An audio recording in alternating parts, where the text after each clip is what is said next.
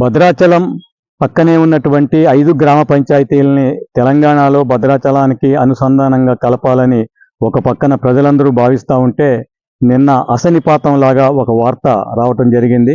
Bhadrachalam major పంచాయతీని 3 పంచాయతీలుగా చేస్తున్నట్లు నిన్న వార్తలు వచ్చాయి.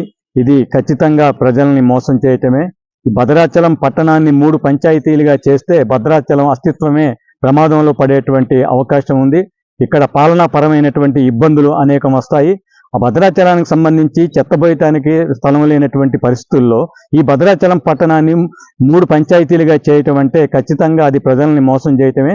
ఖచ్చితంగా భద్రాచలం ప్రజల తరపున మేము కోరేది ఏంటంటే భద్రాచలం పట్టణాన్ని ఒకే ఒక పంచాయతీగా మేజర్ పంచాయతీగా ఉంచి తక్షణమే ఎన్నికలు జరిపినట్లయితే భద్రాచలం పట్టణం అభివృద్ధి జరుగుద్ది.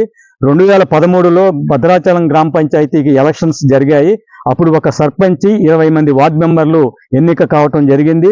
ఆ పాలక మండలి 2018 వరకు 5 సంవత్సరాల పాటు పనిచేసింది.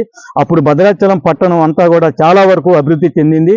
వార్డు మెంబర్ నిధులతో ఎస్ఎఫ్సి, టిఎఫ్సి, జనరల్ ఫండ్స్తో భద్రాచలం పట్టణంలో అన్ని వార్డుల్లో కూడా రోడ్స్, డ్రైనేజీలు, అదేవిధంగా అన్ని రకాలటువంటి డెవలప్మెంట్ కార్యక్రమాలు జరిగాయి.